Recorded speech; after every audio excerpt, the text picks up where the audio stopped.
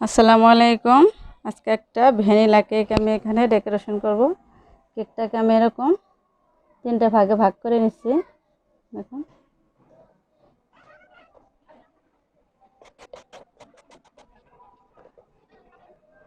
এখানে আগে অল্প একটু ক্রিম দিয়ে দেব।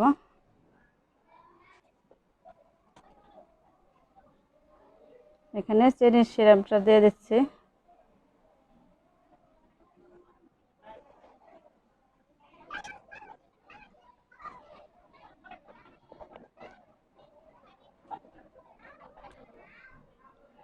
আমি অত ভালো ডিজাইন করতে পারি না, যেরকম পারি ওরকমই করতেছি। আজকের কেকটা আমি যার জন্য বানাবো, উনি বলছে একদম ভ্যানিলা বানাতে, আর ক্রিম একদম সাদা ক্রিম দিতে, কোনো কালার ব্যবহার করতে না করছে। তারপরে দেখি আমি একটু কালার দিতে পারি।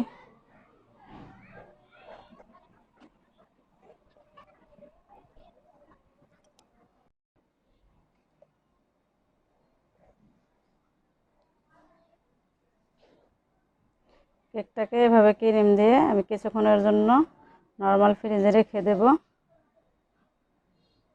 আপনারা চেষ্টা করবেন কেকটা একটু ফ্রিজে রাখার চেষ্টা করবেন। যাদের হাতে সময় খুব কম, তারা চাইলে কিন্তু অল্প সময়ের জন্য ডিপ ফ্রিজেও রাখতে পারেন। ডিপ ফ্রিজে রাখলে তাড়াতাড়ি আপনার সেট হয়ে যাবে। আর যাদের হাতে সময় আছে, তারা এভাবে করে নর্মাল ফ্রিজে কিছুক্ষণের জন্য রেখে দেবেন, সুন্দর মতো সেট হয়ে যাবে কেকটা।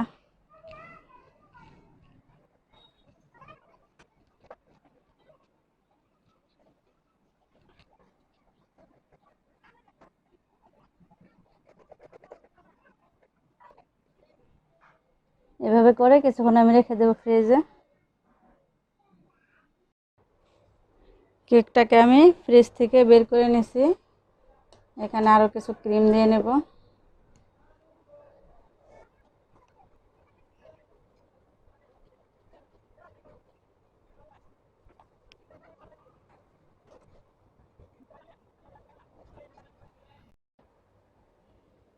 এখানে কিছুটা ক্রিম নিচ্ছি, নীল কালার দিয়ে দেব, একদম সামান্য দিলেই হবে।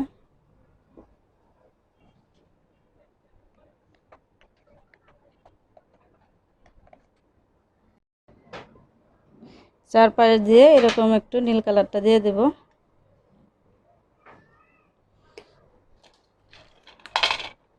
দিয়ে এটা দিয়ে সমান করে নেব।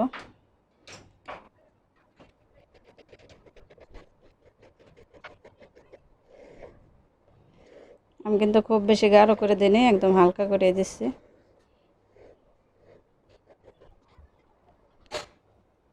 উপরেও হালকা করে একটু দিয়ে দেব।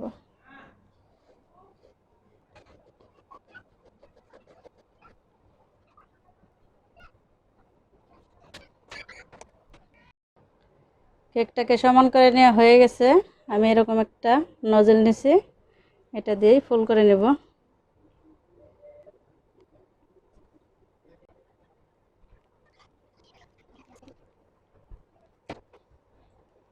এরকম করে 4টা ফুল দিয়ে নিলাম আমি।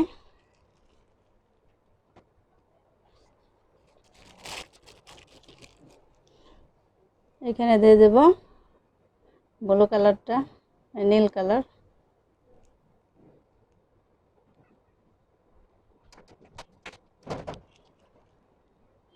এটা দিয়ে ছোট ছোট করে দিয়ে দেবো এরকম।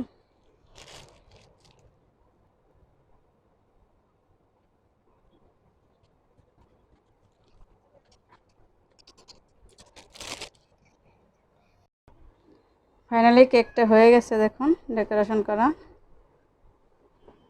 খুব ভালো ডেকোরেশন পাইনি, আমি যেভাবে পারছি এভাবে করছি। এখন উপর দিয়ে কিছু সুগার বল দিয়ে দেব।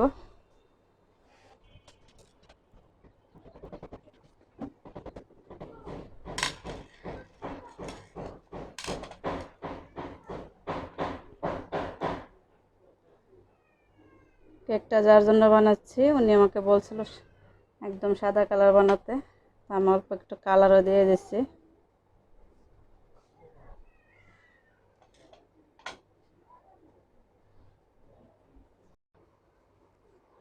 ফাইনাল কেকটা হয়ে গেছে।